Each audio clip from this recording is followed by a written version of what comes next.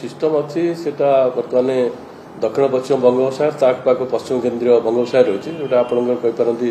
गोपापुर ठार प्राय 750 किलोमीटर दक्षिण रोचे तार गति उत्तर उत्तर पश्चिम दिगु रोचे से ग्राजुआल तार मुवमेंट रोचे किंतु क्लाउड धीरे धीरे घनीभूत होती बर्तमान साइक्लोनिक स्टर्म अच्छी सीवियर साइक्लोनिक स्टर्म हम किंतु क्लाउड बैंड बहुत दूर पर्यटन फैलला हो पारे आज इवनिंग आड़क आफ्टरनून ठू जो वर्षार परिमाण बेसी न हो कि क्लाउड बैंड एक्सटेंड कला दक्षिण ओडिशा उपकूल ओडिशा क्या अल्प मध्यम धरण वर्षा हो पाए जो पवन स्पीड बेसी रही 20 ରୁ 25 किलोमीटर भर 30 किलोमीटर रही बर्तमान कि सिस्टम क्रॉस कला बेलू बोधे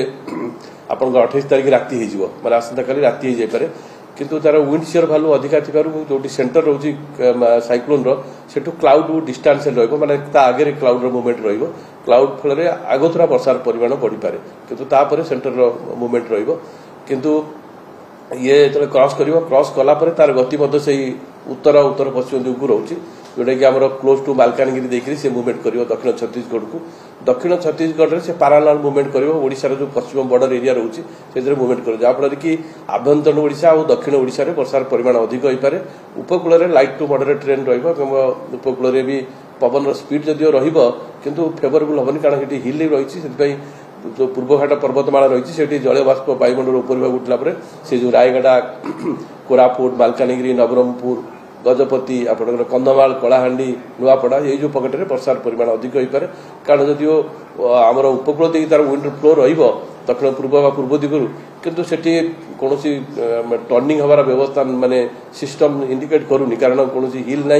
बा कौन घूर्णिबल से घूर्णिबल रो साइक्लोन सेंटर रोचे रोचे जहाँफल कि उपकूल अपेक्षा आभ्यंतरण ओडिशा पश्चिम ओडिशा और दक्षिण ओडिशा रे वर्षार परिमाण अधिक रहिबो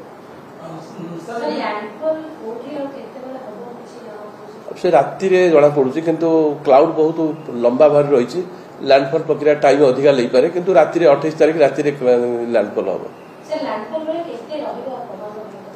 पवन वेग जहाँ मॉडल रू इंडिकेट मिलूँ around 85-90 kilometre per hour rusting हो पारे 10-20 किलोमीटर अधिका हो पारे नहीं एक्चुअली जो आपंकर सिस्टम क्रॉस करने पूर्व वर्षा हम माने आज राति ठू संध्या ठू वर्षा आप आकलन करें कारण दक्षिण ओडिशा कारण क्लाउड बैंडटा लंबा रोचे तार जो सेंटर रोचे आंध्र प्रदेश पाखे किंतु तार क्लाउड बैंड आपंकर बहुत दूर पर्यटन दूर पर्यटन रही से वर्षा हेले आपंकर light to moderate rain continuously heavy fall करने सपोर्ट करनी कारण जो क्रॉस कर समय जो विंड फोर्स जो होता किंतु एटा से क्लाउड बैंड रे एंटी क्लॉकवाइज मूवमेंट करूची आपर भी आपंकर गुरुचाप रोचे तार प्रभाव में वर्षार प्रभाव रही पारे किंतु अल्प मध्यम धरण किंतु साइक्लोन जनित वर्षा आपंकर 28 तारीख राति अनुभव हम ये जो वर्षा रोचे से किसी समय स्पेल रेन रही कंटिन्यूअस वर्षा हेनी ये स्पेल रेन स्पेल रेन कौटी हम कौटी हेनी माने आपंकर को एरिया रे अल्प मध्यम धरण हम को जगह मध्यम धरण हम टाइप वर्षा पवन आपंकर दक्षिण ओडिशा जिले में क्रॉस कर पवन स्पीड रही पारे 45-50 बा 60 किलोमीटर भितर पर आवर रही पारे किंतु बाकी जो जगह रोचे उपकूल पार्ट रे सेठी वर्षार पवन जो बेग सेठी जना पड़ा आसंता काली आड़ू तथापि 35-40 किलोमीटर पर आवर भितर रही पारे ना आमर ओडिशा 28 ରୁ 30 भितर प्रभाव बहुत भल भाव अनुभूत हम से समुद्र को जो 26 तारीख रू बारण कर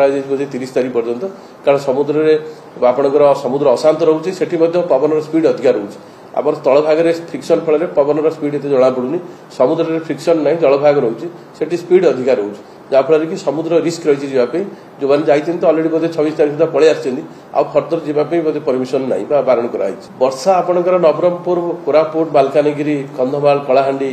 आउ नवरंगपुर ये जो नुआपड़ा ता छड़ा रायगढ़ ये जो पकेटे अच्छी से वर्षार परिमाण हम जहाँ मुवमेंट कर जना पड़ी जदि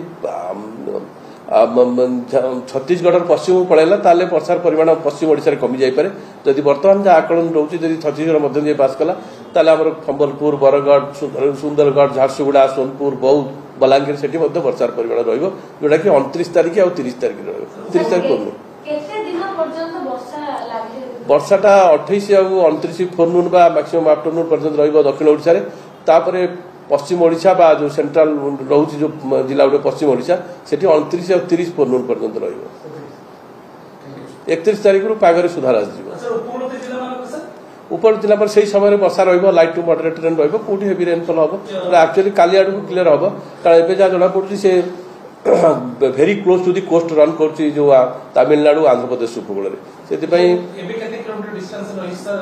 ଏବେ ଆମର ବୋଧେ 500-600 କିଲୋମିଟର ଡିଷ୍ଟାନ୍ସରେ କିନ୍ତୁ ଗୋପାଳପୁର ଠାରୁ ପ୍ରାୟ 750 କିଲୋମିଟର ଦକ୍ଷିଣରେ ଅଛି।